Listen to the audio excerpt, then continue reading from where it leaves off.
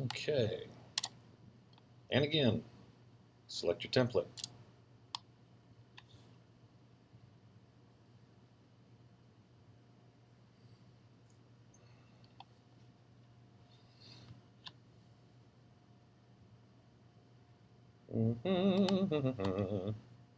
Technology is wonderful when it wants to work. Okay. Start by drawing a line. We're going to specify its base point at 0, 0. I'm going to pan so I can see what's going on here. I'm going to move my mouse so it rubber bands to a 90-degree angle. I want this line to be 36 inches long. Push return. Push return again because I'm done creating this line. What I forgot to do is UN, set my units from decimal to architectural. Now, even though we drew this, we've been using inches as the default unit. This is not always the case. Some industries use a foot as the default unit. So when they type out 1.2, they're actually talking 1.2 feet. Most of the time, this is civil surveying. When you're doing anything for TxDOT or roadways, they've all standardized on kilometers. They're using metrics, so 1.2 is going to be 1.2 kilometers. So things get a little weird when you work with that, but because we've been assuming that a unit is 1 inch, we changed our unit after we began drawing. It's not going to alter anything in any way.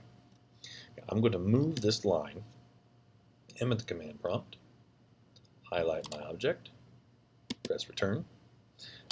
I want to move him down 18 inches.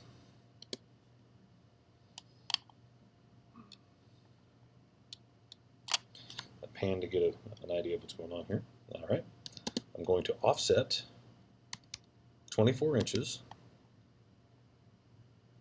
Select my object, and I want to offset it to the right. And as you can see, this little square that I'm using to select with, that's called the pick box, and it's a little small for my taste. So I'm actually going to modify the size of this. I'm going to make it a little bit bigger. So I'm done with my offset command. And you see that square in the middle of my crosshairs, that's called an aperture. It's also just a little small for my preference. So I'm going to change that. And there are two variables that control that. One is called the pick box, P-I-C-K-B-O-X, pick box. Its normal variable is 3. I like setting mine at 4. Some of you might like it at 5. I think the value goes all the way up to 50, but that makes it ginormous, absolutely enormous. I'm going to make it 5. And now I'm going to type aperture, A-P-E-R-T-U-R-E, and I'm going to make it 5 as well. So now that pick box of what I'm using, that I can actually select with it. It's a little bit bigger. I don't have to be quite so precise. Okay, I'm going to draw a line, and I'm going to snap it to the midpoint of that line and snap to the midpoint of that line. Now you notice that my mouse is not actually on the midpoint of the line, but you can see where my crosshairs are, just above it. There's that green triangle that indicates that's my snap. It's snapping to the midpoint. There's a triangle used to indicate a midpoint. If you don't have that, if you're not getting that, it's this setting right here. Blue is on, gray like this is off. So you want to left click on it and make sure it's on. If that is on and you're still not getting a midpoint, right click, make sure midpoint is turned on. Most everything I use is the endpoint, midpoint, intersection, and the insertion. We haven't used insertion a whole lot. It's primarily used for text and for blocks. We're making blocks, so we're not seeing them function as blocks just yet. That'll come a little later. But intersection, midpoint, and endpoint are what I use in 90% of the cases. When you make this change, it ought to stick.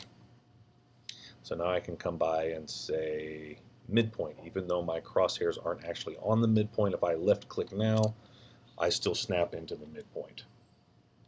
A very handy tool. I'm done creating this line, so I will press return. Now I'm going to be doing a lot of things with this, with these lines. but I want to see a distinction between the lines I'm using for reference and the lines that I'm drawing that will be a part of the new objects I'm creating. So I'm going to select all three of these objects. Now, my screen resolution is set to where these additional panels are getting squished. When I mouse over properties, you will see properties all spelled out like this, or at least you should on your screen. I want to change this top layer where it has the color. It says object color. I want to select this option, and I want to come down. I want to make these items gray. I want to make them gray just because I want these objects that I'm working with, I want to know these are reference objects. They're not objects that I'm going to keep. I'm going to use my offset command again. Okay, let's see. 2'8". It's not exactly right. Oh, there we go. We're going in the other direction. I'm trying to review my notes as I go here. Sorry, guys. I'm on my offset distance to be 1.5 inches. 1.5. If I don't want to use decimal, if I want to use feet and inches, I can go 1-1/2, and that is a forward slash, not a backslash. Press return. Both of those vertical lines will go in to the middle 1.5 inches.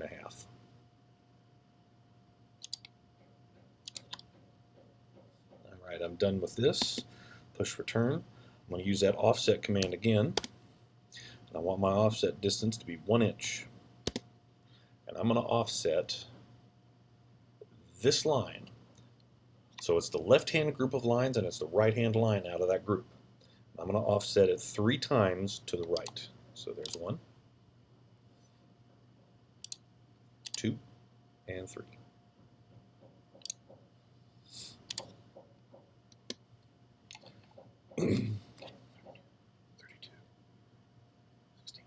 Yes, okay. I'm going to offset again. I'm going to offset 16 inches. And I'm going to offset this middle line 16 inches. One's up and another down. That's 16 inches. That's not 1'6". Okay, I'm done with that offset. I'll push return. And I'm going to offset again 1 5/8 inch. So I can do 1-5/8. Or if I don't want to do that, I can do 1.625. Either one is the same way. I'm going to offset this middle line up once, and I'm going to offset this top line down once. All right. I'm going to offset one more time. I'm going to offset 4.75 inches. And it's this middle reference line right here. I'm going to offset it down, and I'm going to offset it up. Now this is a lot of offsets. There's a lot going on here, and the drawing looks kind of weird right now. This is just establishing reference points for us to work with. So now I'm going to draw a rectangle. So REC at the command prompt, press return. Now even though these objects are gray because we made them gray, that did not change the color that we were actively drawing with.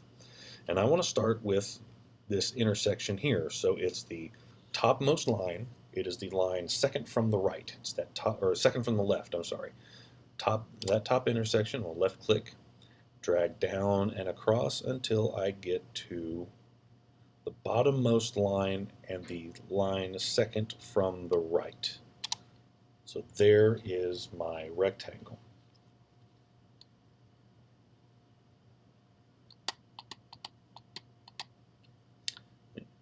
And it looks like I forgot an offset line, so I'm going to offset once more.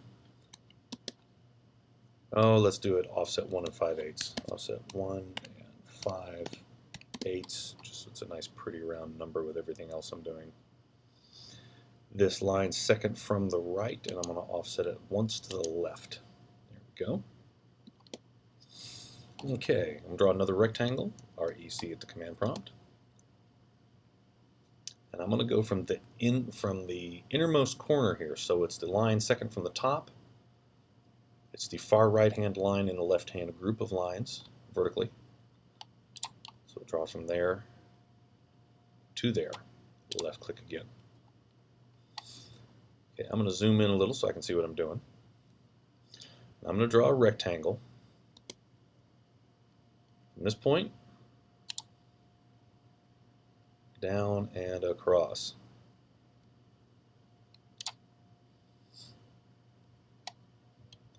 Okay, we'll zoom back out. Strange as it sounds, we're going to erase all of those lines. Anything that's gray, we're going to erase. So I'm using my crossing tool, crossing selection. Let me back up. There's no command. Left click on the right hand of all the objects that I want to select, and all I want to do is just barely cross these lines right here. These are the lines that I want to erase. I'm going to start back over on the left hand side or on the right hand side. Left click on nothing. I'm going to scroll all the way down and move my mouse to the left until I just highlight these lines. Left click again. Those are the lines that I want to erase. You can either hit delete on your keyboard or E for erase and press return. You think, what is this? Is this a weird kind of door? Hold on, we're not done yet. F for fillet. It's not fillet. Fillet is what you do with meat. This is fillet. F for fillet. My first thing I want to do is I want to establish my radius. So I'm going to type R for radius. My fillet radius is going to be 1 inch. Push return. But I want to apply it equally to all vertices in this rectangle. So I have an option down here to apply this fillet to a polyline. So I can either left click here on the command line where it says polyline, or I can type P and push return, and then I will select that polyline. All those corners are rounded. I will now use my mirror tool, MI. I'm going to select that rounded rectangle. Okay, that's the only thing that I'm going to mirror right now, so I'll push return. I'm done selecting. I'm going to draw the axis that I'm mirroring this about. So it's going to be the midpoint of this vertical line. Left click. And I'm just dragging my mouse out to the right. I don't need to go any specific direction. Just want to make sure that I'm rubber banding. It's a nice 90-degree angle, and I will left click. Do I want to erase my source objects? No, I do not. I can either use my mouse to left click here, or I can type N for no, or because you can see that the no is highlighted with that bullet point, also down here in the command prompt you have the brackets around it. That's the default value. You can just push return at this point, saying no. Alright, you have just created a sink to be used in the kitchen. So Control S for save, just like any other application in Windows. I'm going to call this one Sink Kitchen Double. The reason I name these things this way is because there's more than one type of sink. You can have a bathroom sink, you can have a kitchen sink, you can have a shop sink, you can have a mop sink. Even in the kitchen you can have a double sink, a triple sink, a single sink, you can have a farm sink. This is just a way for you to organize your files in a way that makes sense and have them automatically grouped together. So, Sink Kitchen Double. Push return. There's our kitchen sink. So there you go. I've shown you how to draw on everything including the kitchen sink.